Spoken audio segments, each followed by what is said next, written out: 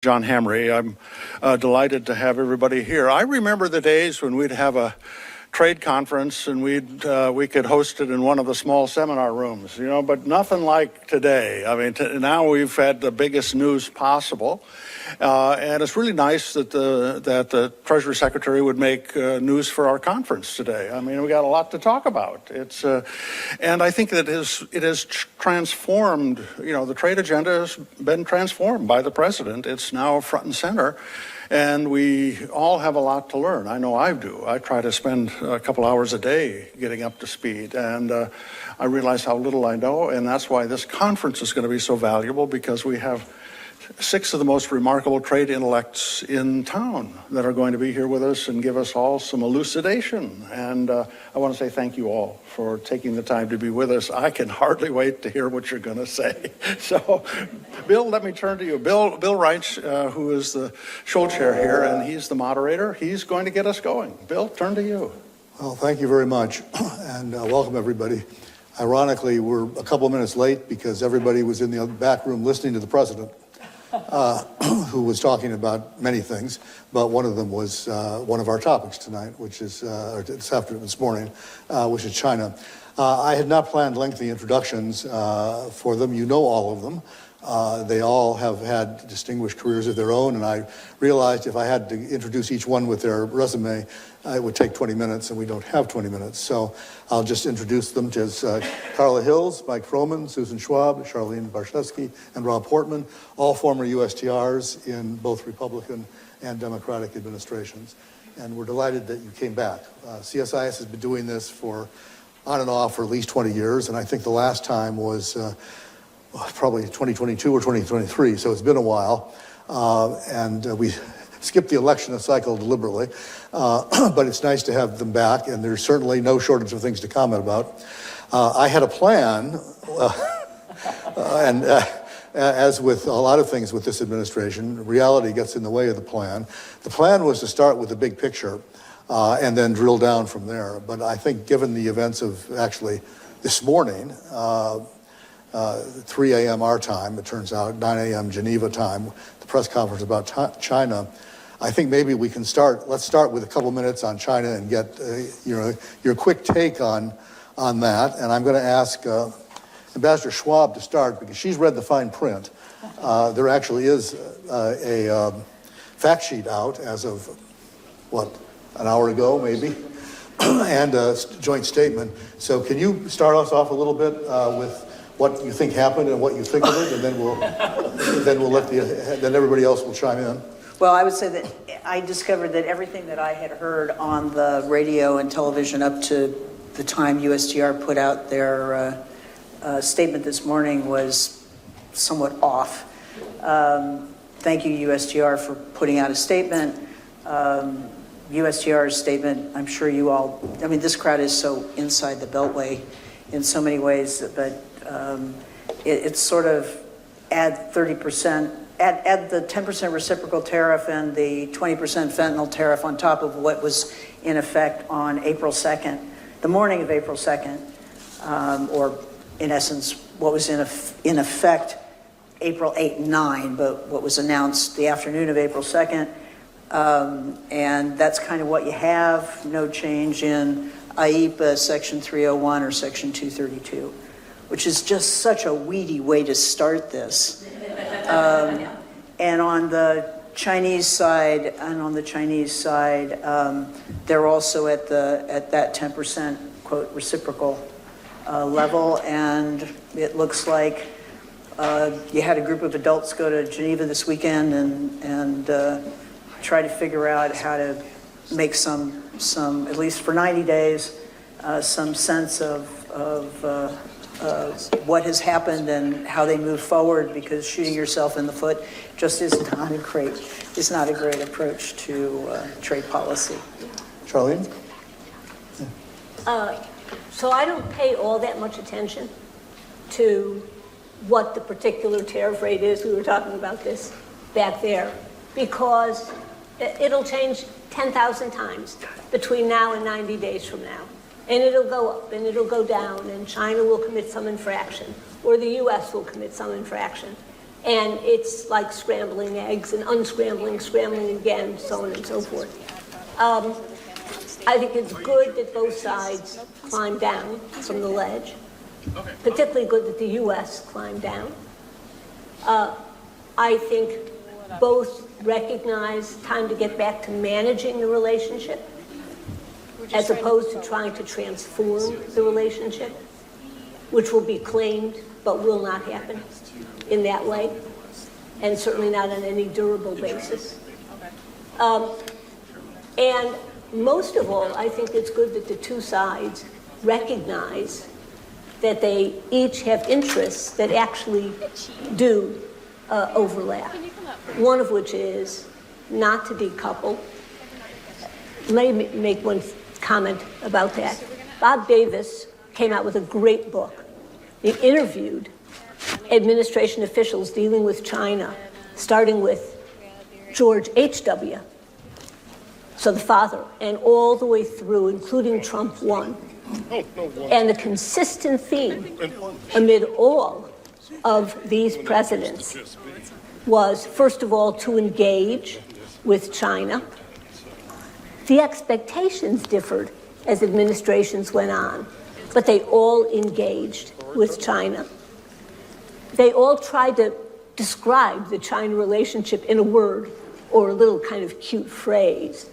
Not so cute, enemy, competitor, a managed competitor, a hot competitor, a rival, an adversary.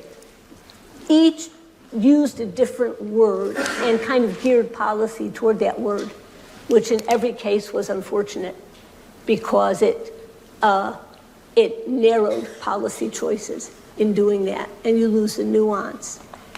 They each felt trading with China was important and vital for the U.S. interest. They were all against decoupling, all of them, and they all focused on de-risking, which is to say protecting national security.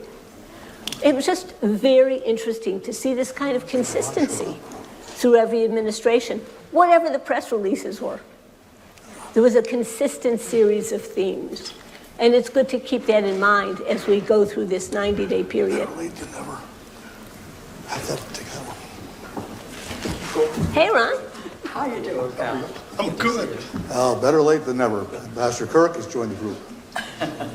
Who else wants to come? Let's talk a bigger picture about China. Is this going to accomplish anything? What should we be trying to do? Rob? Well, I thought Susan's comment was interesting, saying the adults showed up in Geneva and on both sides, and I think that's true. I think Secretary Bessent and Jameson Greer, who all of us know, our successor, they're thoughtful people. They're trying to get to the right solution. To Charlene's point, Secretary Bessent actually said, we determined that we should not decouple. He didn't make the second statement, which I think he would as well, which is, but we need to de-risk on certain strategic sectors. And I think you're right, there's sort of a consensus about that. One thing I will say is, Bill, to all of us who are here, we all dealt with China. And most of us made an agreement of one kind or another. For me, it was a textile agreement, which Susan will remember as deputy when I was there. Very tough negotiators and very frustrating. And if Hank Paulson were here, I hate to speak for Hank, but I'll channel him a little bit. He's been very interested in the relationship and in encouraging us to stay engaged, but he's also frustrated with some of the commercial, whether it's IP theft or whether it's subsidies, and sort of a stubbornness of trying different ways, including sending a product to a third country and then have that product come outside of the tariffs that were rightfully, in place because of a countervailing duty or anti-dumping case. So it's not easy to deal with China. And so I agree with Charlene, the devil's in the details. We'll see what happens over the next 90 days because they're very clever and they will try to figure out ways to continue to have this great U.S. market for them. And I applaud Secretary Bessent and Jameson Greer for taking the lemons and making some lemonade because I didn't think, frankly, they would get as far as they have. And we'll see again. The jury's still out in terms of the next 90 days. But I think it's important we have a relationship build, but important that we also protect our strategic interests. And particularly post-COVID, we have the sense that the supply chain does need to be, de-risked. Mike, you want to say that? Well, I agree with what's been said. I think it's good that the two parties are really trying to now manage the relationship and climb down from what was, I think, a very strict high period of escalation, where I think both sides, the China saw that its exports were falling off a cliff, and the U.S. saw that shelves could be empty and small businesses were beginning to close because they couldn't get access to important inputs that they couldn't immediately replace here in the United States, and that was beginning to have an effect. I think the challenge is the continued uncertainty around where we're going. Mm-hmm. So we have 90 days. I fully expect there'll be a significant inflow of imports as people try to build up inventory to avoid what might happen after the 90 days,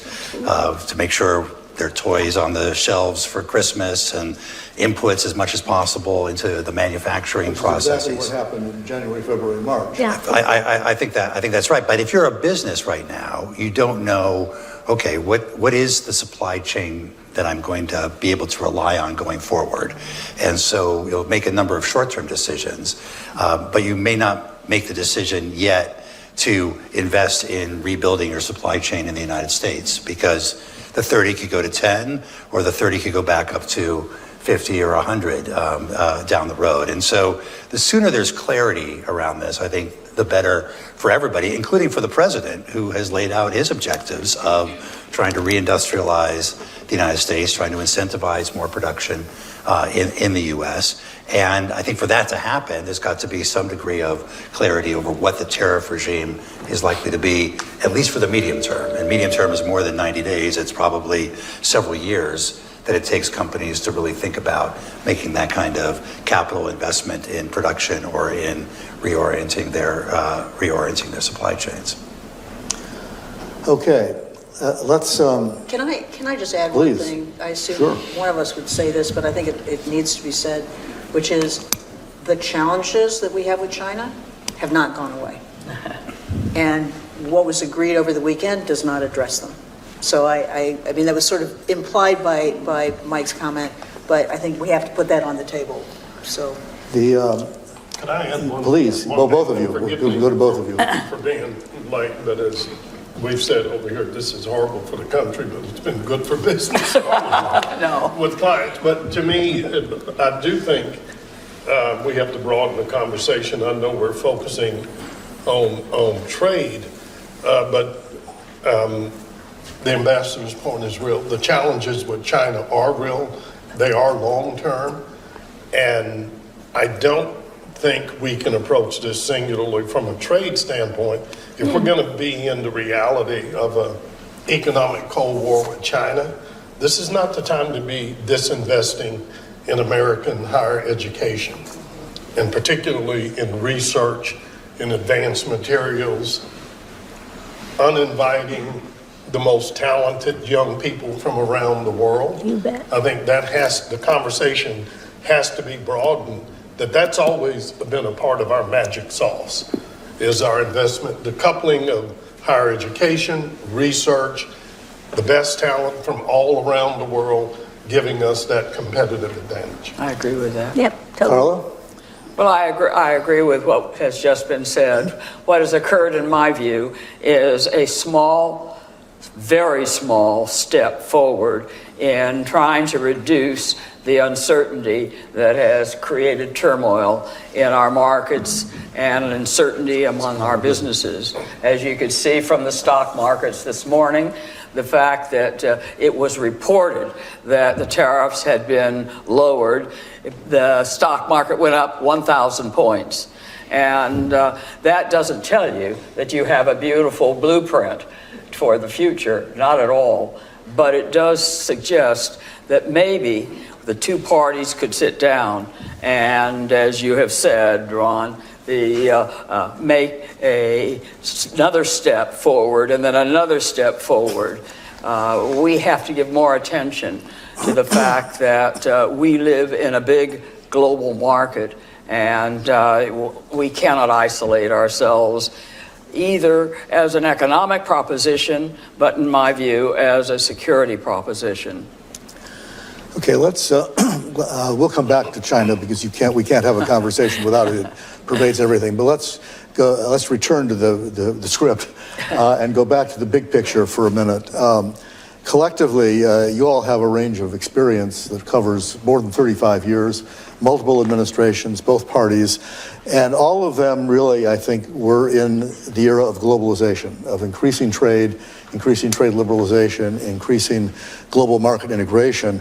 So I guess combining a couple questions. One, what are the biggest changes you've seen during that period? And is the era that you all served in over, and have we moved into a different era? Who wants to be brave? Senator? Well, three thoughts. One, trade continues to be very robust. If you look at the data, despite what I will say second, globalization is here and it's here to stay. And the United States has not increased our trade as much as the rest of the world has, as a percent of our GDP. But the data, I checked it again this morning just to be sure I'm not missing something. I mean, people are trading and goods and services are moving across borders at historic levels. Second, I think with regard to the United States and most of the European countries, and perhaps less so in the rest of the world, but there is a movement toward more populism and more nationalism, I would say. So it's not just populism, it's a sense of America first or Europe first, or it's Italy first or whatever. So that's a reality, Bill, and I think that's something that has led to less liberalization and even some pullback on liberalization. But it really hasn't slowed down trade. Third thing I've mentioned is that for the United States, we had a pretty good record of conducting trade agreements that lowered tariff barriers on both sides.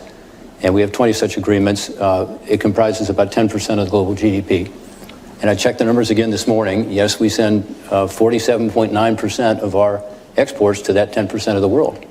Now, Canada and Mexico make a big part of it, but the point is, it actually works to reduce barriers by having these agreements. And I'd love to hear from my colleagues on this, but I think we've just gotten away from that. And we seem to be focused a lot on putting the leverage in place with regard to these higher tariffs. And again, I think it looks like it's working with China relative to where we were a couple of days ago. But the real solution, not for China at this point, but for other countries around the world, I think of Japan, I think of what we just started down the road with the UK on, I think of the EU, is free trade agreements. They actually work for us in the interest of our workers, our farmers, our service providers. So I think globalization is here, and it's here to stay, and the question is how is it structured? Can I make a comment? Or go ahead. No, you go ahead. Yeah, please. So I think the biggest change for me, without question, is the actions of China and the US. So here you have the two hegemonic powers. China is a supply chain manufacturing hegemon, the US is a financial hegemon, and both are economic disruptors. Both are coercive powers now. I wouldn't have said this about the United States a year ago. Both are coercive powers. Both bully. Both want a different world order. They're using the same tactics, but moving in opposite directions. With China propelling itself forward, broadening, diversifying relationships, becoming economically critically important in every single region of the world by a wide margin. And the US, using the same tactics that China is using, is extracting itself, retreating, moving backward, creating a series of vacuums into which China has inserted itself. To what end? Where are we going? What's the point? China knows where it's going. It's had a long-term plan. This has been articulated in every 5-year plan for the last 40 years, 45 years. Where is the US going with this? what is the place in the world we want? Second? I mean, is that really right? Maybe it is.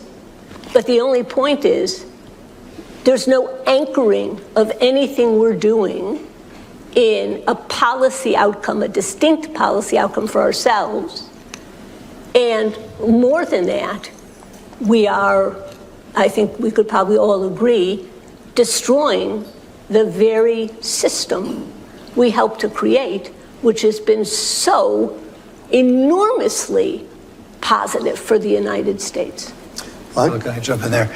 Because I agree and slightly disagree with, I thought we'd make it interesting now. With Charlene.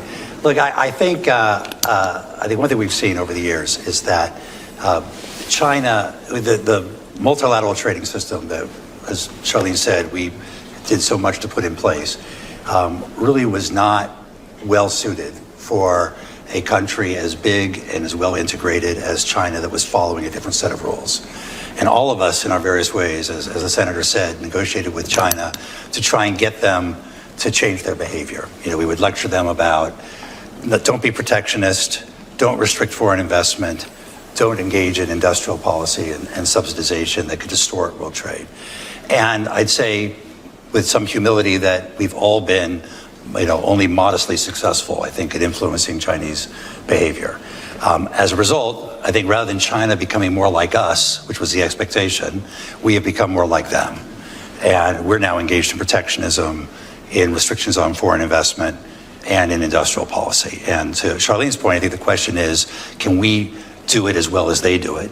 My guess is probably not. No. That we don't have as much of a consensus, for example, around industrial policy and the capacity to mobilize state resources behind one sector after another, the way that China does, or the discipline that they have around that. So are we now competing on their set of rules as opposed to them competing on our set of rules? And I think it does raise real questions about the future of the multilateral trading system. Because if you have the two largest economies in the world basically following their own set of rules, what's left to the rest of the multilateral trading system? Will the rest of the countries of the world maintain it and amongst themselves, but without 50% of the global economy or 40% of the global economy? Or will they begin to fray at the edges as well and begin to pursue their own set of actions, unilateral actions, their own set of rules as a result? And I think that's the inflection point that we're in. Yeah.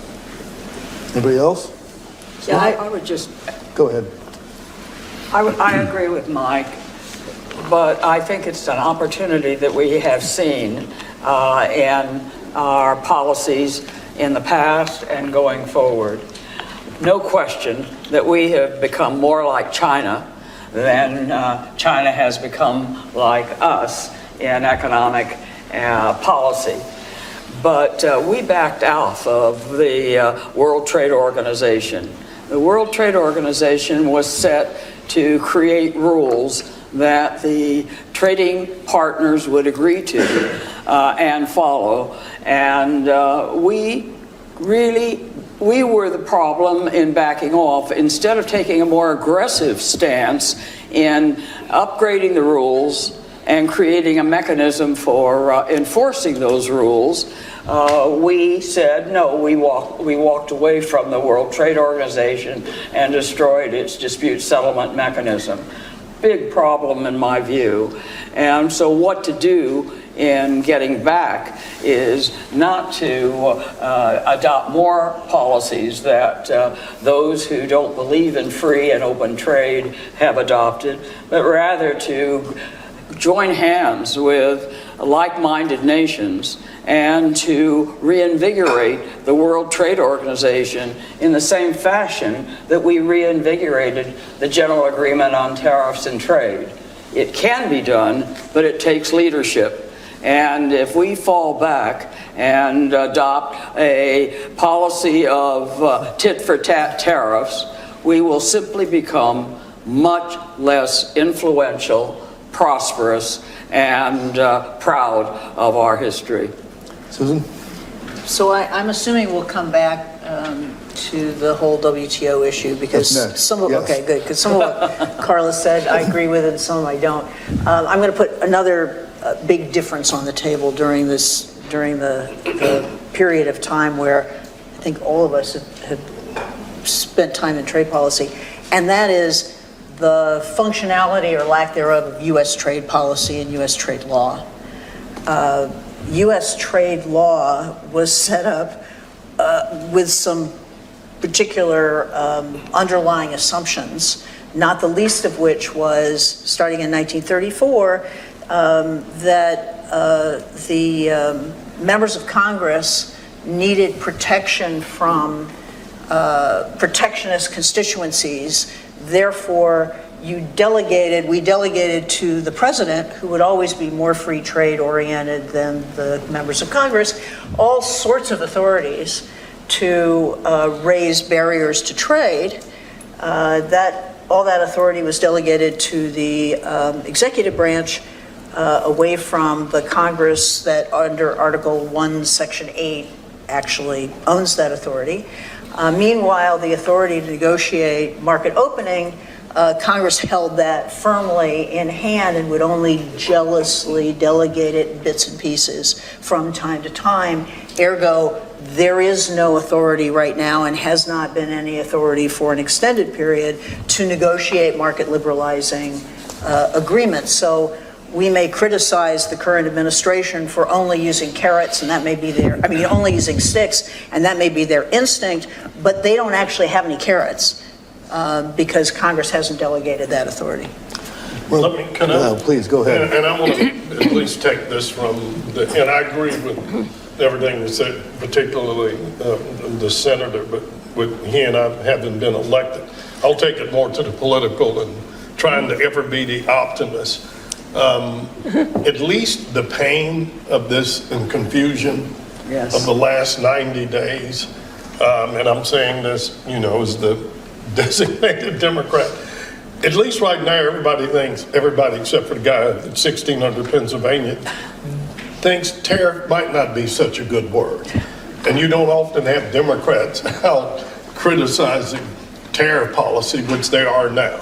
And as challenging as labor can be on trade issues, those longshoremen now out in California understand the reality of this. Those machinists at Boeing understand the harm of this. And so I will say it has created an opening for a different conversation about what that trade policy ought to look like. That while tariffs may be bad, but the idea of the U.S. having access to other markets is a great way to support those jobs here, which drives that populism that you're talking about. Because if you can't, I still would maintain, and we went through this, Mike, if we can't explain trade to the average family in terms of how it not only benefits them in terms of reduced costs, but it contributes to the employment of their kids, then we're going to be on this wheel just spinning around. And so I do think for all the pain and confusion, this has created a political opportunity for a different conversation about how a smart trade policy can contribute to our growth, and particularly in employment. Well, let's I'm going to postpone the WTO for a second, despite what I said a minute ago.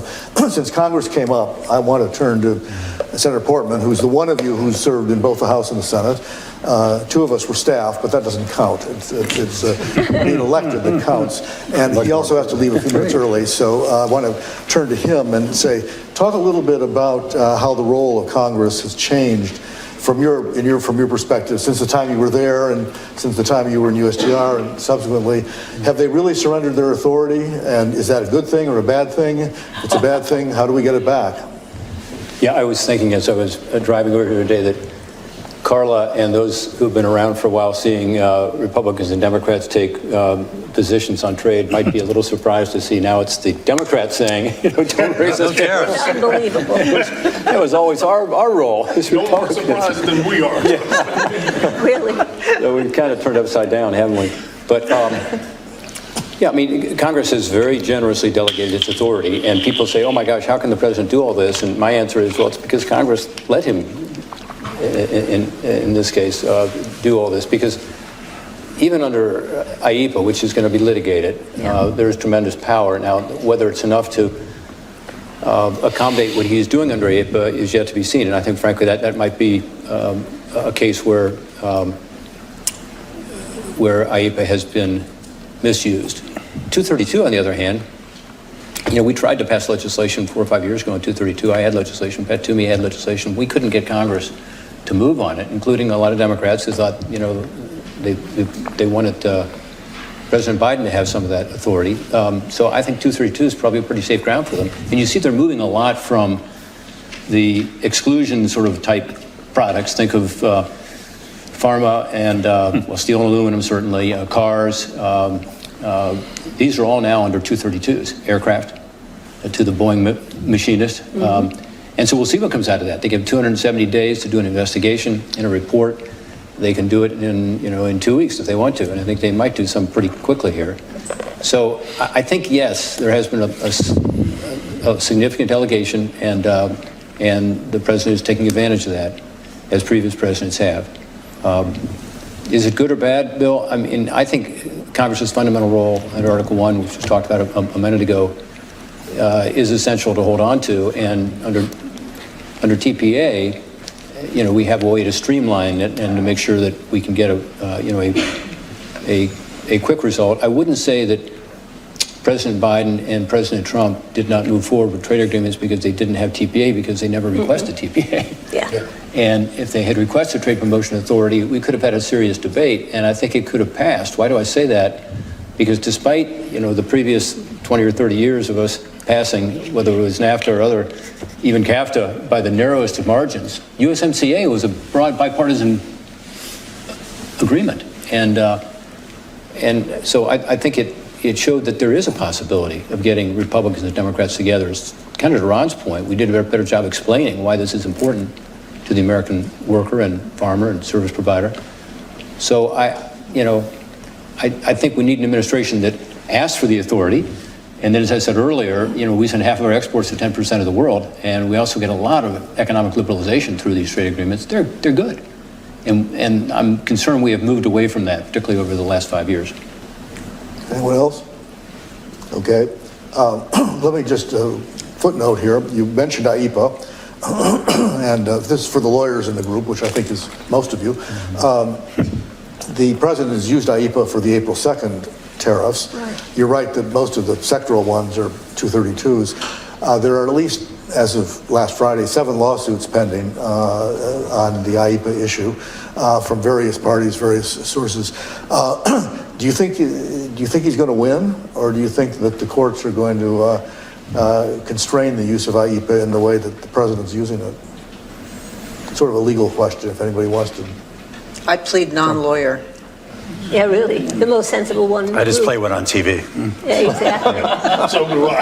I think it's hard. I'm recovering, I think it's very hard to know. It's not a very well-written statute in the sense that you could read it as unconstrained authority and very broad definitions of economic emergency. You could read it in an entirely different way, which is to say a more restrictive way, what really is an emergency in that sense. I think it's kind of a toss-up, frankly. I don't want to relitigate the pains and troubles of trade promotion authority, having been, I guess, the last one to go through that process with the senator. But I just would say I think we need to move beyond thinking about traditional free trade agreements, because whether USMCA, I think, was an important moment of bipartisan consensus, but it also involved, to be frank, various parties in Congress giving up long-held views on issues that they had previously held up trade agreements over. So I think it was a particular alignment of politics there that made that possible. I think we need to find other ways of engaging our allies and partners on international economic cooperation beyond just free trade agreements, because we spend far too much blood on TPA, let alone actual trade agreements, at a time when we need, to Ron's point, we have a special sauce here, which is the American innovative ecosystem. The fact that we have great universities still, R&D, risk capital, rule of law, deep capital markets, the fact that every entrepreneur in the world wants to build their company in the United States. And we have not figured out yet how to make that a tool in our toolbox of international economic cooperation. And you can imagine clubs of countries coming together to say, you get to participate in this amazing, innovative ecosystem if you work with us on this economic security issue, that economic security, that foreign policy issue, and turn what is a unique asset of the United States into a much more powerful tool. I think if I could just say, I think that would be ideal. I don't know if this administration is the administration that will take that same tack. But I do think that we may not want to do free trade agreements. We may not want to ask for TPA. And having been through a TPA fight, we didn't call it TPA at the time, I would never want to do that again, ever. But the rest of the world is integrating. And we're at a competitive disadvantage, period. And no, I would just say, so we may be retreating or retracting. We may have our own special bilateral little whatever it is by country, but the rest of the world is moving in a very different direction. Global demand will be moving in a different direction, and the accessibility to us on a competitive basis of the rest of that global demand is called into sharp question if we're not sort of organizing our tradable economy in a way that ensures our competitiveness and in a way that ensures we continue to have access to the markets we want access to on a non-discriminatory basis. That's not the direction we're moving in. And Charlene, just quickly, that's the central point here, is that other countries are moving forward. And so there have been dozens of trade agreements in the last 4 or 5 years, and we've done none. Probably China has done dozens alone. Yeah. They aren't as deep as ours. To Mike's point, I disagree with you in terms of us giving up on this idea of, Congress allowing the administration to negotiate agreements. I agree with you that they don't have to be traditional trade agreements. They don't always have to be the gold standard, which is going to zero on everything, because that's not likely to work. But I think there's a way to do it and to get us back in the game, because we are losing market share. So if two countries have an agreement, a bilateral agreement or a multilateral agreement for that matter, and the United States is left out, you see the trade deficit begin to increase. It's increased about 40% in the last 4 years. Well, Ron. And my question, one, Charlie, I agree with you. We have no way of knowing what the courts are going to do on IEPA. I mean, it is interesting if you look at who's funding the lawsuits, that so many of them are funded by the Koch brothers, clearly, the conservative group. But we don't know. My question, and Rob, I'm curious from you, is to your point, given if any of us were in office during our time and they'd say, oh, we have an agreement, we would have had some agreement that would have come under some structure and with some input from the House and the Senate. Is what the administration now essentially obviating the necessity for TPA? Because they're just announcing that we've got agreements, we take for granted, we don't know what they're going to look like. And we just get another executive order saying we've agreed to this, we've agreed. Is that going to be the template going forward? Will Congress rebel against that? Because there's, I don't know what structure we're operating under now, other than, whatever comes out on Food Social at 2:30 in the morning. But is that the new template? The administration just goes out and does it? Well, first, you raise a really interesting point, because, where is the line between these agreements that tend to be bilateral and a trade agreement? Trade agreements tend to be, as you know, comprehensive and deal with all the sectors, and they tend to provide a lot more benefit, in my view, to the United States, because you have more export markets. But this has always been true, Ron. You think about it, back to the days when 301 was first established by Dick Gephardt, and probably Dan Forth was involved with Susan and others. And people in administrations after administration have used it. President Biden used it to continue the tariffs on China. So it's always been out there, but you're right, it's accelerated and expanded. But it still doesn't do what, in terms of Charlene's point here, about restructuring trade, doesn't give us that advantage that we need globally. Ironically, I think Congress has kept the authority to reduce tariffs below MFN, but not to raise tariffs. And they've given that to the executive. And so these executive orders, as long as you're raising tariffs, seem to be well within their authority. Carla, you wanted to come in? Well, I would say that we may not be looking forward to traditional trade agreements, but keep in mind, as a country that is governed by rule of law as a general proposition, we need to have an agreement to deal with the issues that we have with other countries.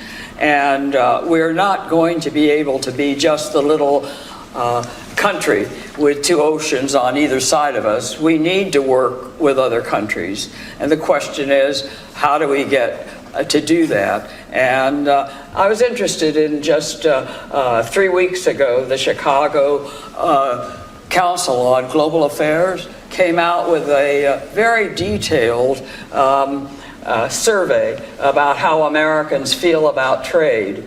And it's dramatically changed from a low of 34% to a high of 58% in favor of trade and the need for trade. So that we have an avenue, I think, of trying to work on this to get some rules. There are a number of like-minded countries that want to return to the certainty of having rules that govern international commercial activities.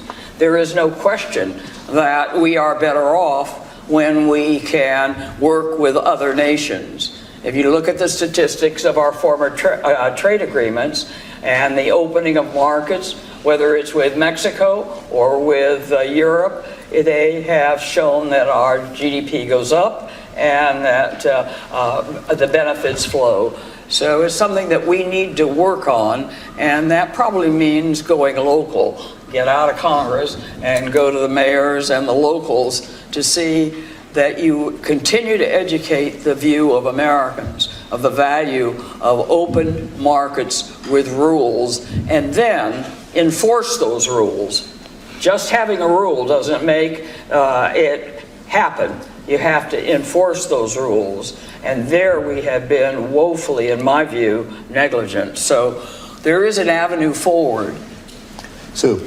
So I think there is a real potential there for the kind of unusual, or what we would now think of as non-traditional trade agreements that we've been alluding to, that Rob's talked about, that Mike was talking about, the more comprehensive kind of trade agreements, whether they're bilateral, or we haven't talked as much about plurilateral trade agreements, but I think, the agreement among the like-minded, I think the potential clearly is there. The question is, where is the authority? This is the conversation we're having. And I would say the reactions that we've seen from our administration have not been in reaction to the IEPA litigation. It's been in reaction to the markets and small and medium-sized businesses saying, holy cow, look at what these tariffs are going to do to our economic well-being and employment and so on.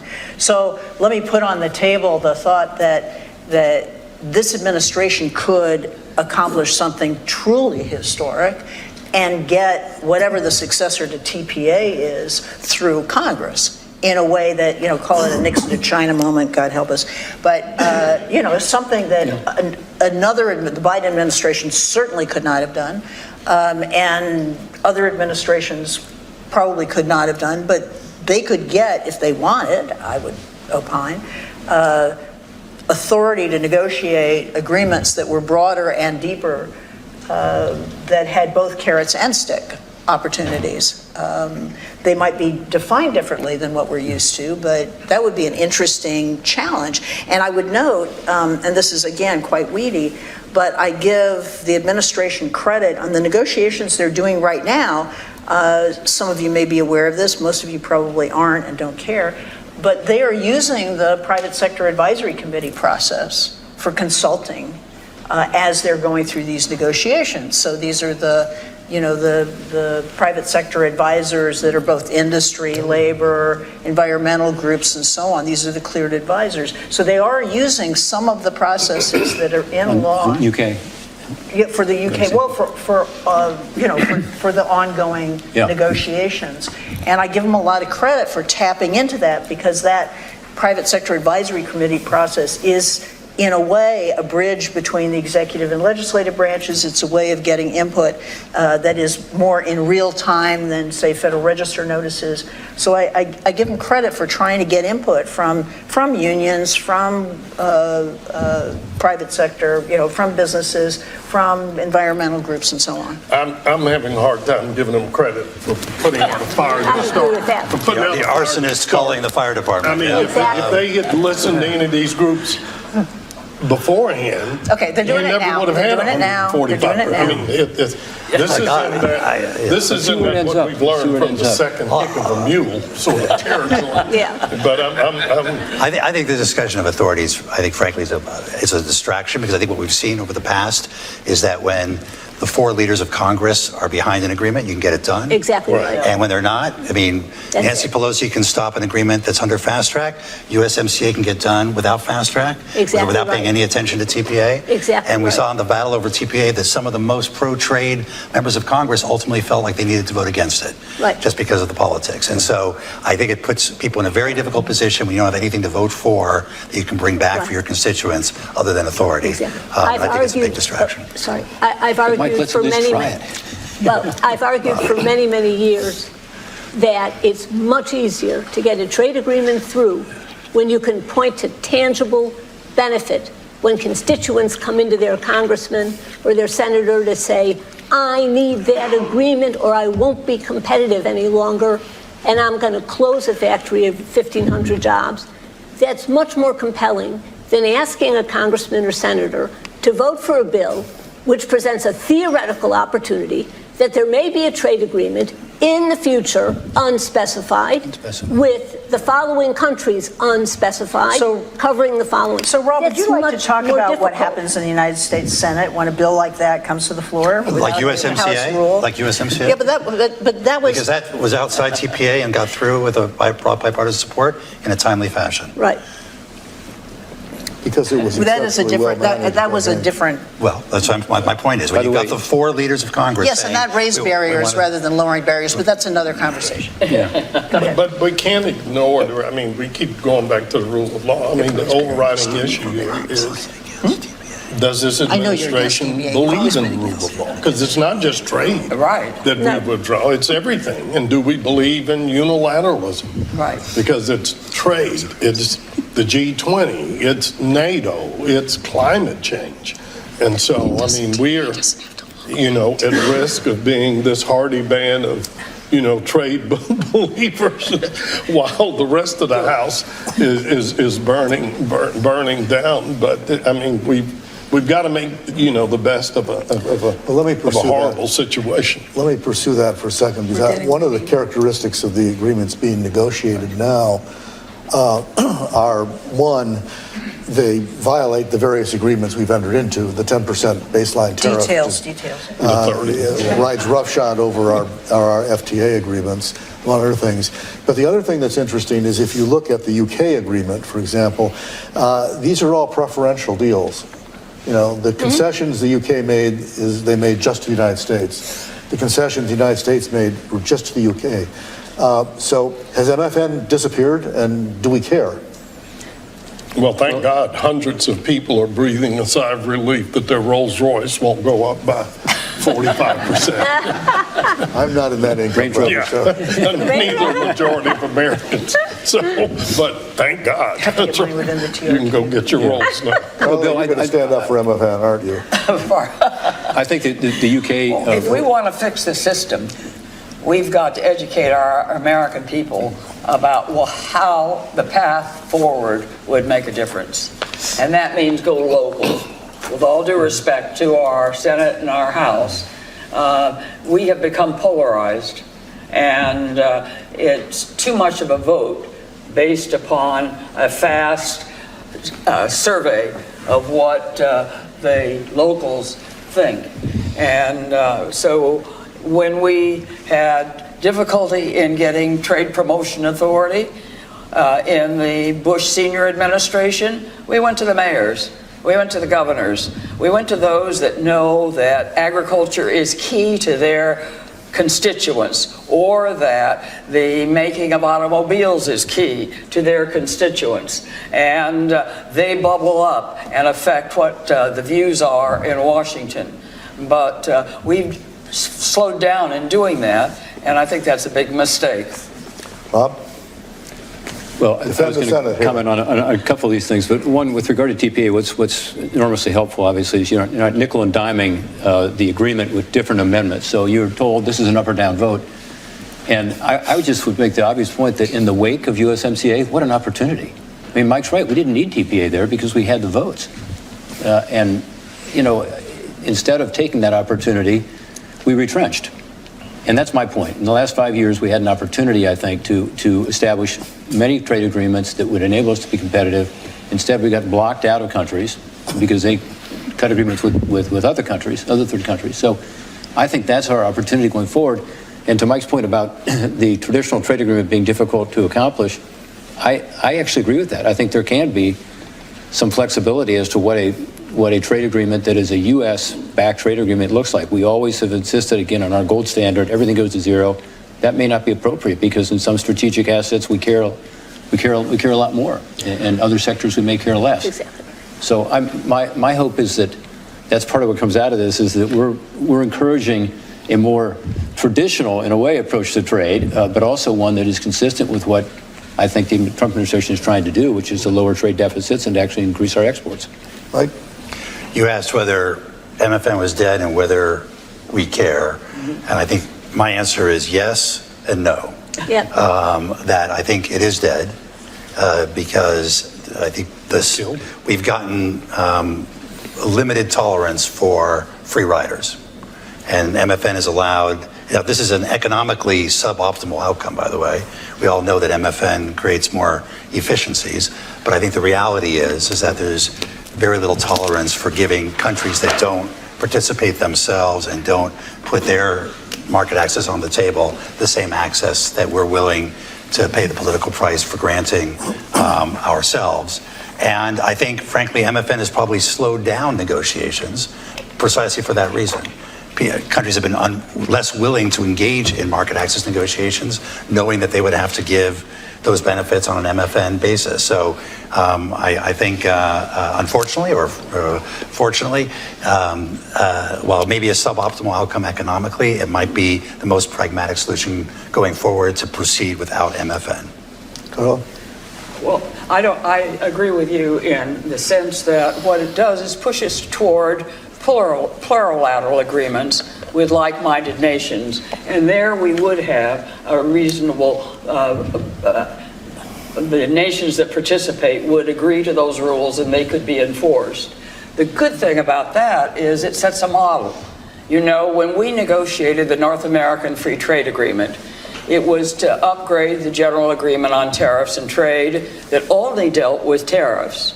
And what the three countries did was to provide rules governing services, intellectual property, dispute settlement mechanism, and so forth.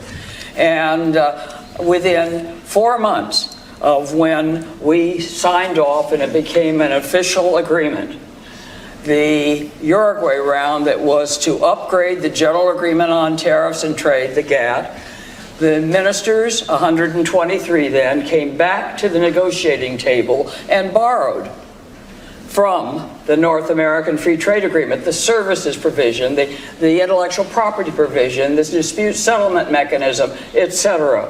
And so it set an example. Were we to have a group of like-minded nations do a plurilateral agreement, and we would demonstrate, because we know that trade generates prosperity, that other nations would begin to perhaps either try to get aboard or to have their own plurilateral agreement. And we're in the midst of I would say, a technological revolution We've had industrial revolutions before, the agricultural revolution, in the 18th century with the plows and the mechanics, the electrical revolution that made us move very swiftly and increased revenues, the computer revolution that was of the last century, and now we're in the, we've moved that forward, so it's AI and what's going to happen. So I think we do need to not give up, but to move forward with like-minded nations.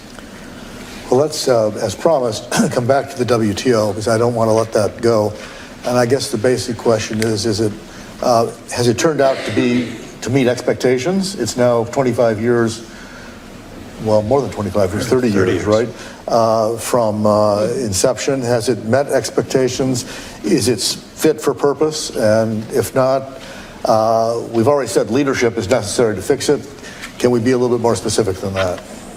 Well, but I think you've got to start at the end, because of we all, I think, were humbled from our experience in the job when you look back and realize how much U.S. leadership matters. Not that everybody follows us, but typically, whether it's at the WTO, G20, you name the institution, if the United States isn't at the table making the case for whatever it is, rarely does it move forward. So yes, I think the WTO got off to a great start, but as Ambassador Schwab noted, with us crippling the dispute settlement, calling into question in the U.S. and China, it's going to be very difficult for them to operate outside of that. And so I would start where you ended. Without the U.S. valuing it and making the case for it, it's sort of stuck in the water, I think.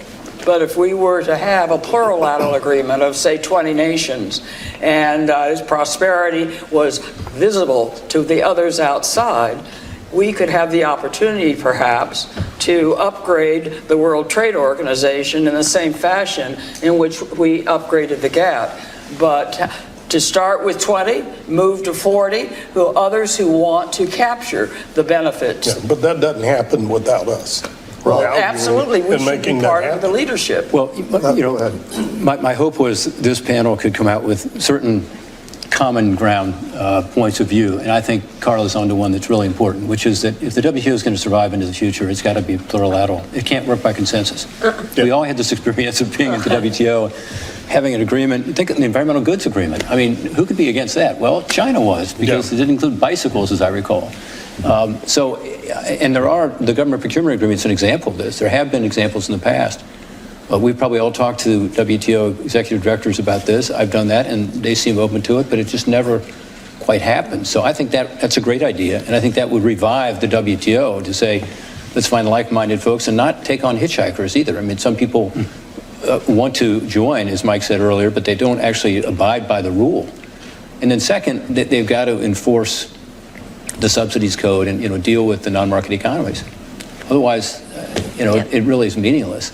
And that's been a frustration, I think, in Republican and Democrat administrations. So I think there's a way forward. I don't know about the dispute settlement side. That's more difficult. But in terms of the negotiation side, I think it absolutely has a viable future if it does the like-minded approach. I don't know if people agree or disagree. Yeah, I totally agree with it. It's how we did the ITA, the Information Technology Agreement. It's how we did the Global Telecom deal and the Global Financial Services Agreement and other agreements. We did it all plurilaterally. And that was during the WTO heyday when you couldn't get anything done. So I was just going to say, you can take a plurilateral agreement and you open it up to people that might want to join, if you want that, or you do a plurilateral agreement, which is its own form of FTA. So if you have a plurilateral deal and it covers substantially all trade in a particular sector, you could make the argument that you've done your duty by WTO rules. So the notion that you can sit in a room year after year after year with the same players, come to an agreement, and at the 11th hour, one country says no, and that stops the gears. you can't operate a global system this way. Agreed. Yeah, Sorry. No, you go ahead.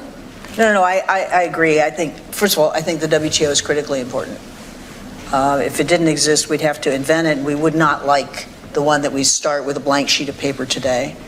I don't think everything about the WTO is perfect, and you know, I am much happier with the bilateral free trade agreements I negotiated than having had to walk away from the Doha round, because that wasn't going to work because of blockers, and quite frankly, because it was about negotiations, right? We were negotiating about formulas. When I got into the trade business, we were doing request offer. And that goes to the point about, you know, knowing what you're negotiating about, and all of a sudden you got a stake in it because you're going to get lemons and I'm going to get limes, beef, whatever. And all of a sudden it's real, and it's real to your constituencies, and it's real to your politicians. So, you know, we managed to survive when the GATT existed and we didn't have a totally failed appellate body. And you know, maybe at some point the EU will understand what the appellate body really should be doing. But in the meantime, all right, we manage without.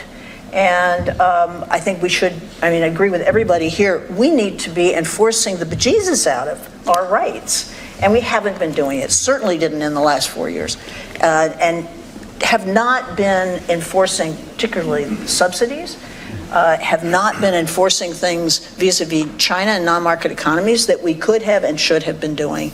And that would give people a lot more faith in the system. Right.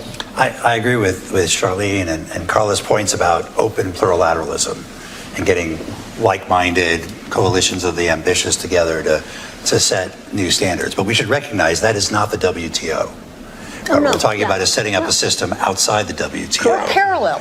And that, you know, if we look at the WTO's functions, to negotiate fully multilateral agreements, to report on and review countries' trade policies, and to do dispute settlement, all three have ground to a halt. Yeah. You know, the only fully multilateral agreement I think we have is the trade facilitation agreement. Maybe there's been another one since, I'm not sure. The countries aren't reporting, China's not reporting on their policies, among others, and dispute settlement for all the reasons that we know has ground to a halt.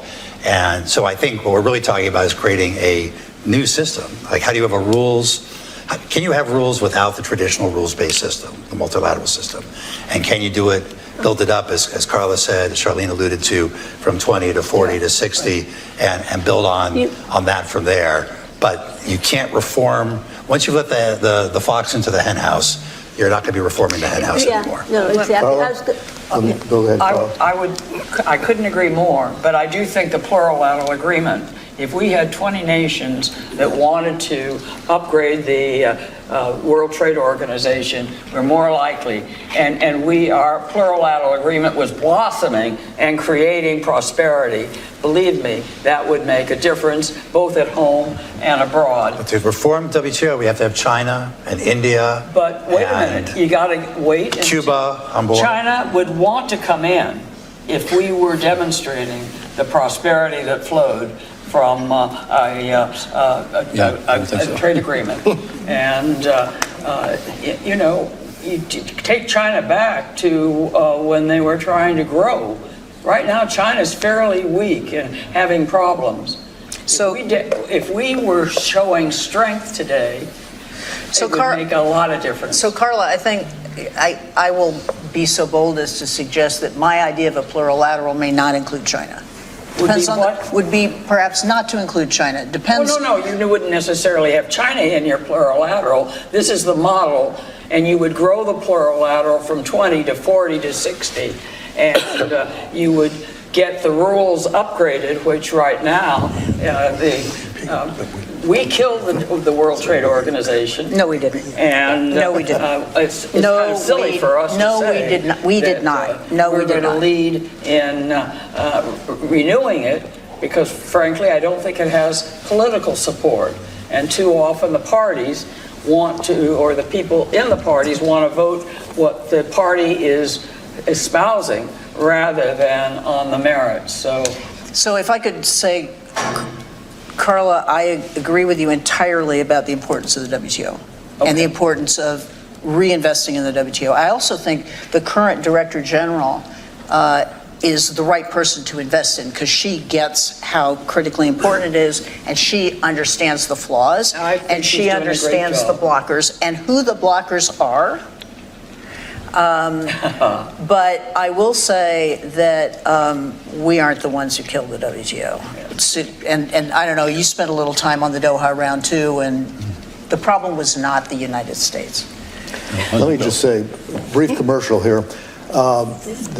Several years ago, a commission that actually Ambassador Barshevsky co-chaired, Commission on Affirming American Leadership, and Matt Goodman in the audience will recall this. We recommended something that is very similar to what Ambassador Portman suggested, which is a plurilateral approach, coalitions of the willing, countries that wanted to do more.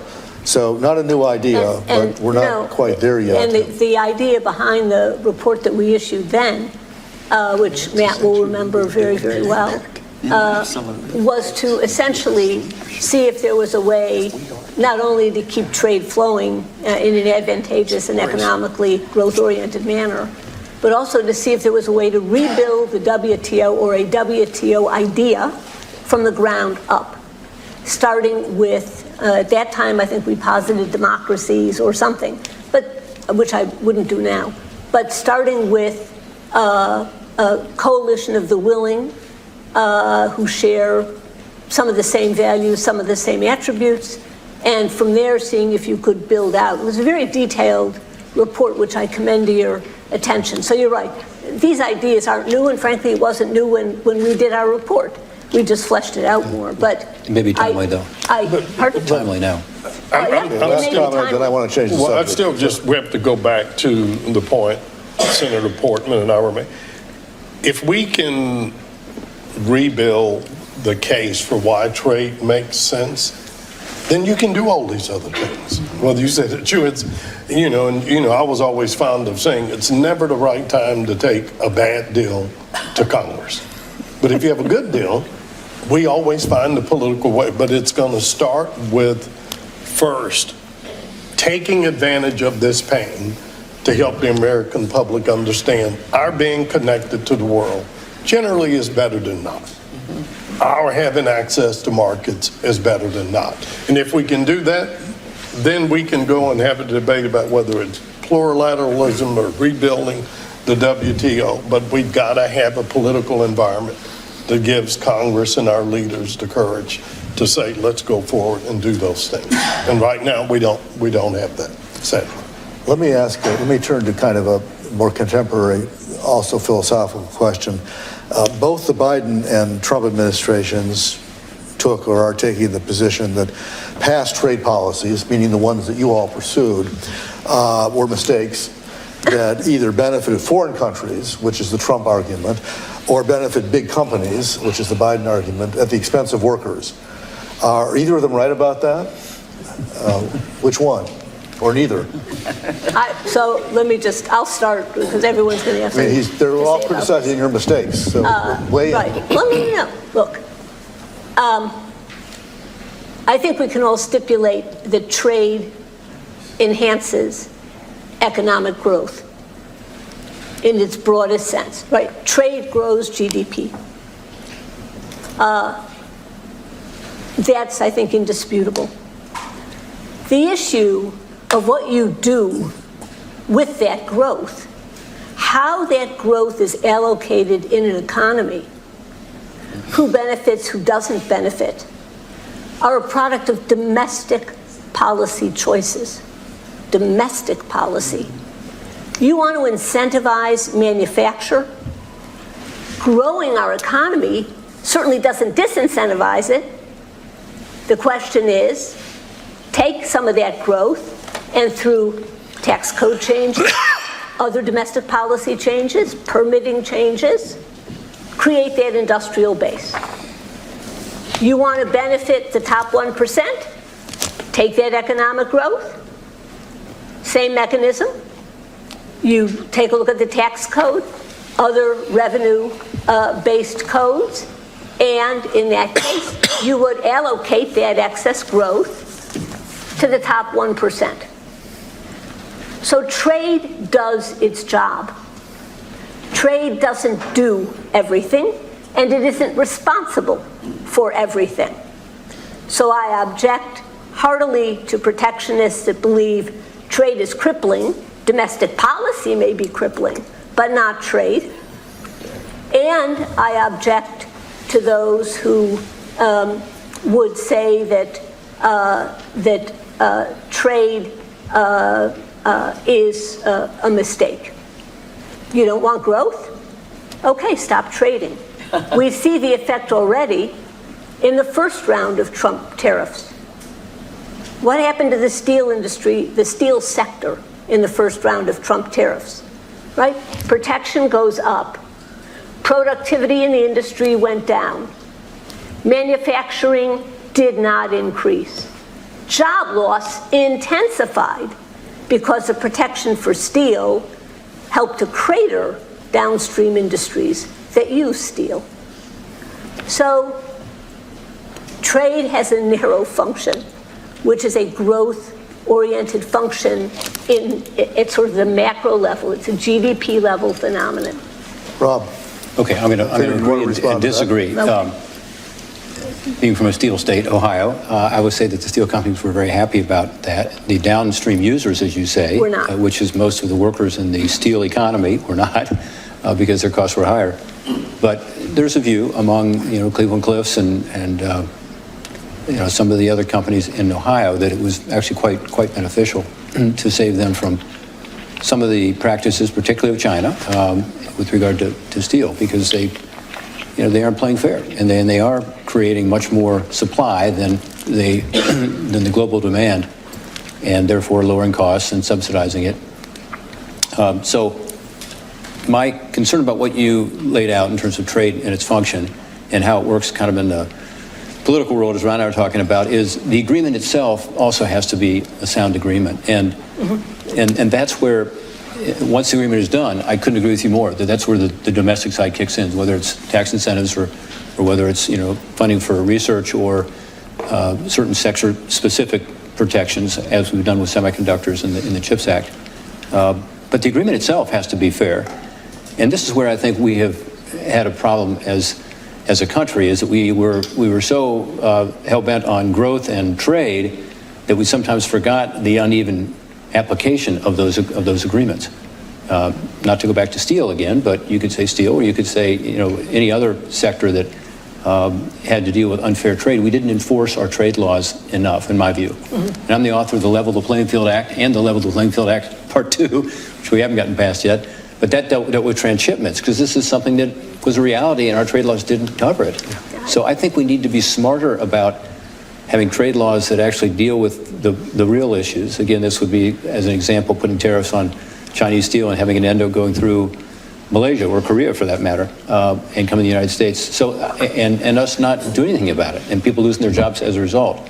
So I think the trade agreement itself matters. And I agree with you. And then I think the enforcement side of it matters. And then I also think the domestic policy side can sort of fill in. Without that, I don't think you get the acceptance of trade that Ron and I were talking about. Mike? Look, I just to build on this, I think, first of all, make a comment about your event. It's kind of a remarkable event that you've got such bipartisan representation here. We all like each other. We know each other. We respect each other. We disagree. Wait, who told you that? We disagree. We disagree without being disagreeable. I mean, it's a model, I think. Disagree. We don't disagree too much, perhaps. And I think one thing we don't disagree on, and I'll go out on a limb here, I am convinced that every single one of us, when we were USTRs, when we were negotiating trade agreements, had front of mind that we were trying to open other markets for the benefit of American workers and farmers and ranchers and small businesses, service providers, and the like. That was our motivation. Whatever the critics say about us in retrospect, I know that was our common motivation across the board. And so little attention, I think, as the senator said earlier, is being paid right now to exports. All the focus is on imports. Exactly right. When we know that President Trump is right. There are more barriers to other countries traditionally than there have been to the United States. And that's why we negotiated agreements, because we would disproportionately bring down barriers further than our barriers. We were going from 3% to 0. They were going from 7% or much higher to 0. And so wherever you want to end up on a reciprocal basis, the idea was make it easier for American workers and farmers and ranchers and service providers and small businesses to export to the 96% of the consumers that live outside the United States. That was always the motivating factor across administration. I also agree with Charlene. I think it's been an abject failure of domestic policy from Republican and Democratic administrations that have not taken on the issue of how to deal with the people who are adversely affected by trade, because there are people who are adversely affected by trade. The benefits may have been broadly shared by consumers, by export-oriented industries. But in import-sensitive industries like steel, like autos, like any number of other sectors, there was an adverse impact. And we never paid enough attention domestically, whether it's through place-based economic development strategies, real transition and lifelong education strategies, or mechanisms for making sure that people could survive and thrive in a rapidly changing economy. And the reason I think this is so urgent, regardless of what happens with trade. I mean, the economists will tell us 80% of dislocation in the US was due to technology, not to trade. But you don't get to vote on software packages, you get to vote on trade agreements. And so trade and immigration to a certain degree became the scapegoats for the kind of dislocation we were seeing in this country. And it did have an effect, and we never dealt with it adequately. And the reason why I think it's so urgent is that what we're seeing right now with the potential application of artificial intelligence is going to make trade look like child's play. Exactly right. Because the benefits, again, may be broadly shared, but the costs are going to be broadly affected as well, broadly spread as well. And we're not doing anything as a country to think about how do we make sure American workers are prepared for a world in which there could be a fundamental change in the labor force. Mike, I would agree with you to some point, but because we do probably have 90% comedy of how we're programmed. I would argue, at least we tried through trade adjustment assistance. You could say it wasn't the right platform, but you've got to have bipartisan support for that. I would make the case now, though, that the broader case, while we're focusing on trade, you're never going to tackle that re-education, that getting people ready, if we are at the same time, again, we're withdrawing from the world. We're just drawing down the pinnings of our education system. The greatest investment we ever made in this country was in public education. And it wasn't to turn everybody into math and sciences, but it was to give everybody access, at least to a good education so they could get a job. Our withdrawing from that now, destroying the Department of Education, going back, arguably to states' rights, whether it relates to women's health or bodily autonomy or education, is not going to be good for us long term.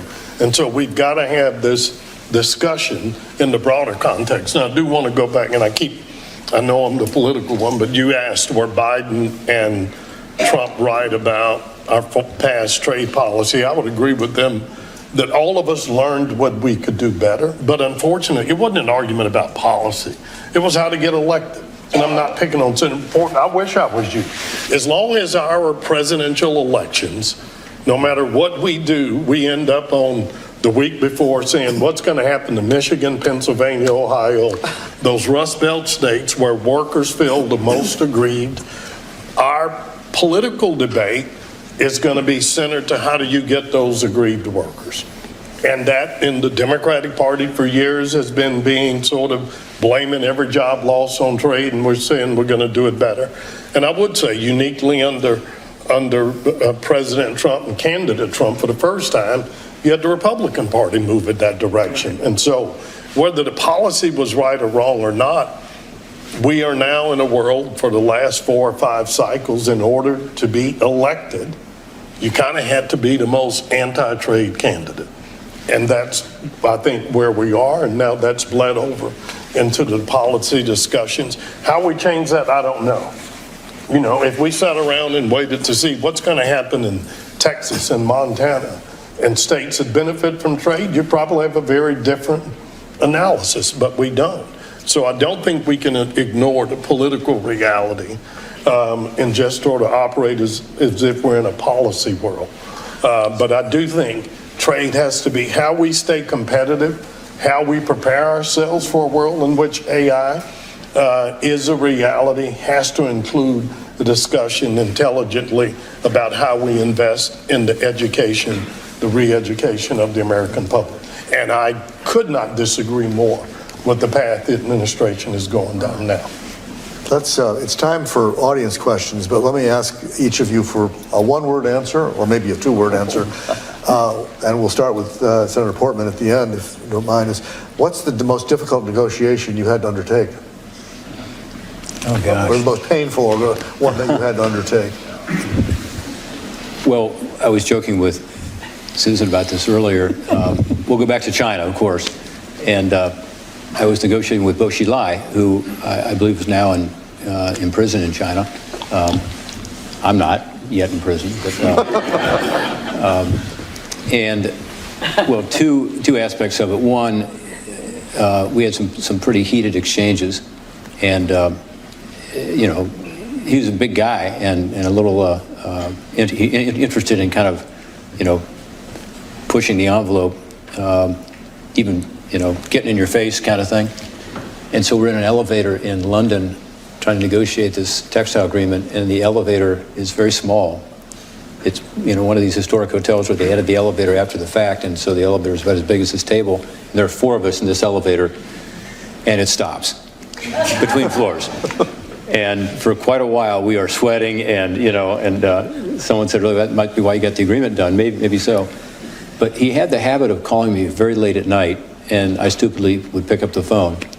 He would call through the USTR, I guess, all night, 24/7 line, and they would call and say, you know, the Minister Bo Xilai is on the line and needs to talk to you about a trade agreement. So I would get on, but it was I learned something from it. You know, it was a great trick on his part to wake me up and say, now do you agree? You know, I was in a weakened state, but we did find an agreement, and we ended up finding the agreement because after a lot of intransigence and tough negotiating, I realized that the private sector in China actually does have a voice, even though it was a state-owned enterprise and was a state-owned trade association, which I'm sure you all dealt with in other contexts.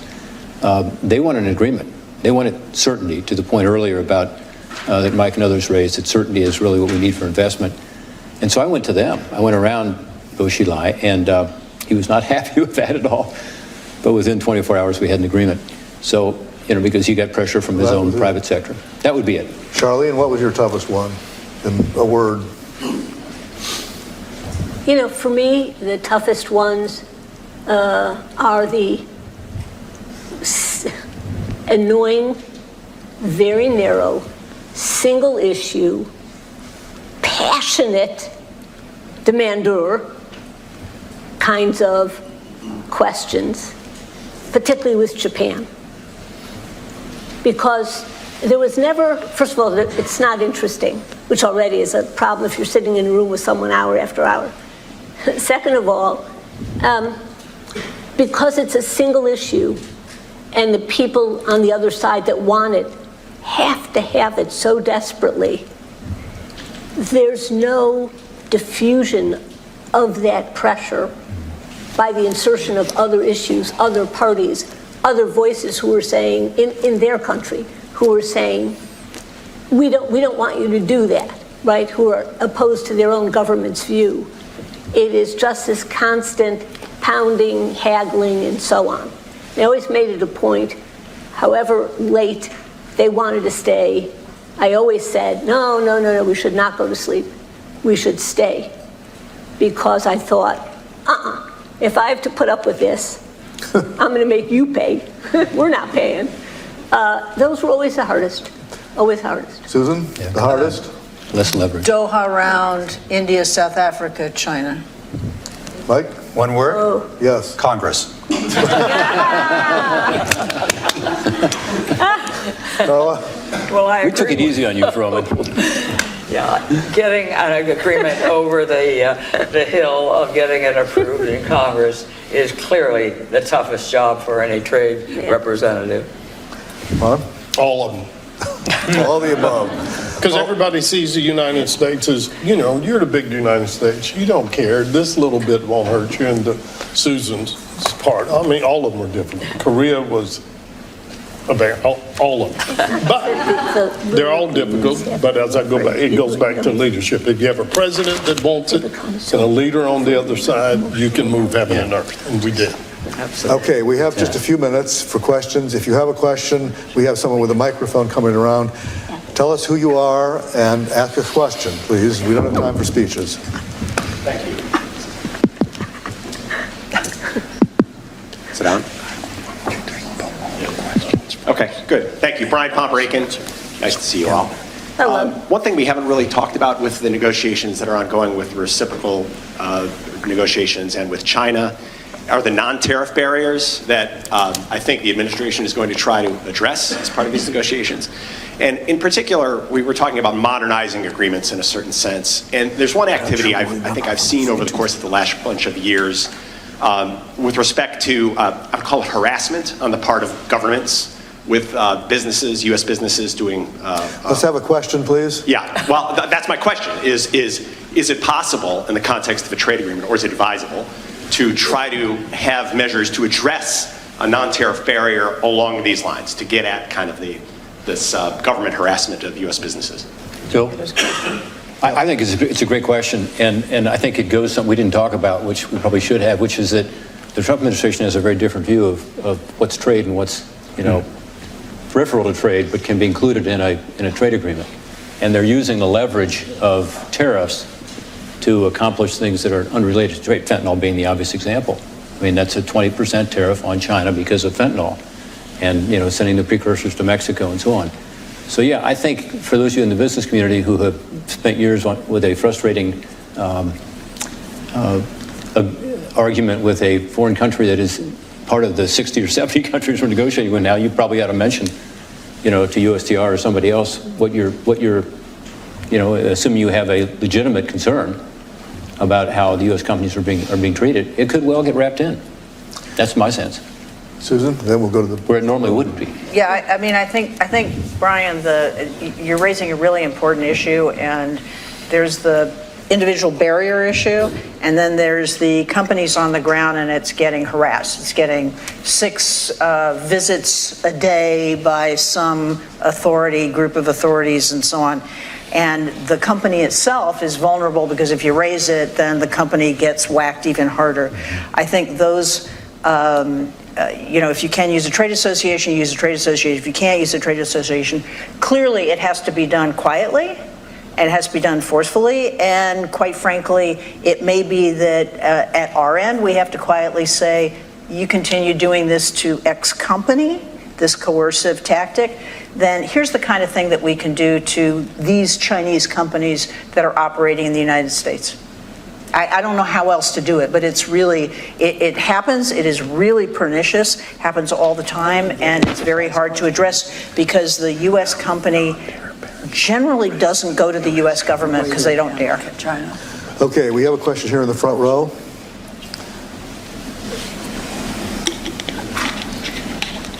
My name is Tony Spadaro.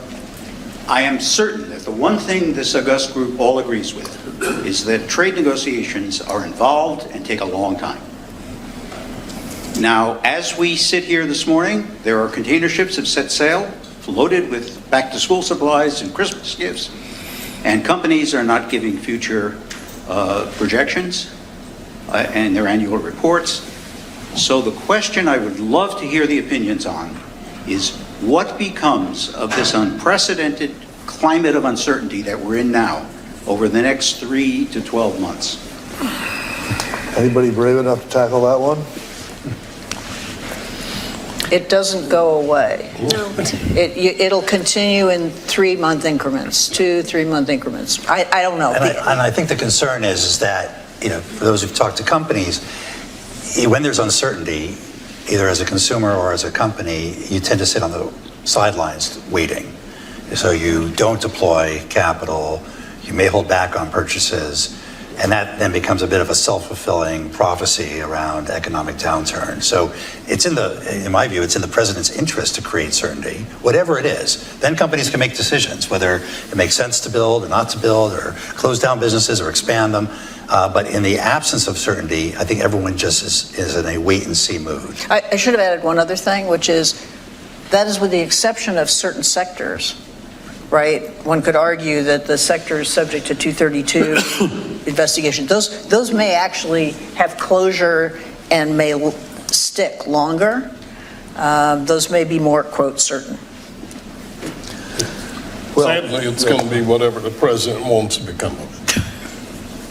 Yeah. And I'm going to be flippant, but if he wants it to go, I mean, because we all know, you don't do these negotiations in 90 days, but they want to lower the temperature, we'll lower the temperature. If he wants to keep it there, we'll be there. I agree. Well, I go would ahead. say that the uncertainty, if the president says, I'm going to have a pause on my tariffs, there may be some purchases to get ahead of the problem.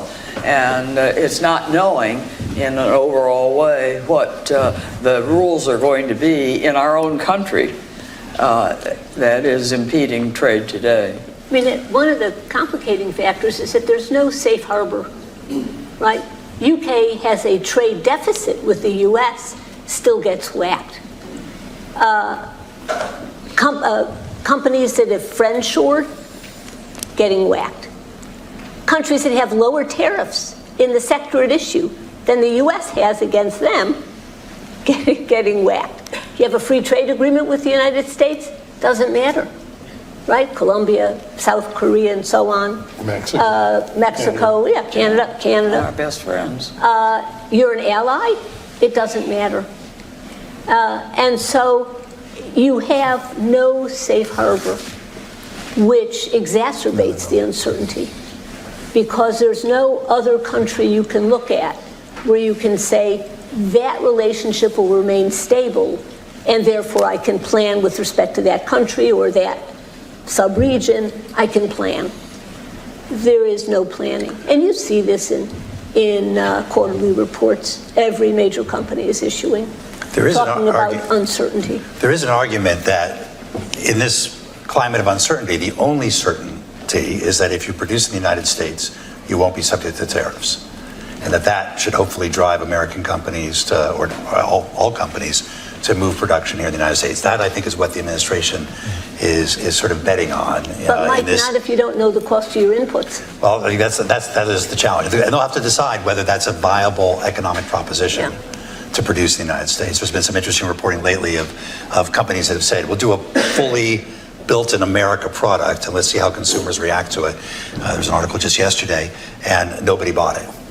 And so, because it's 80% more expensive.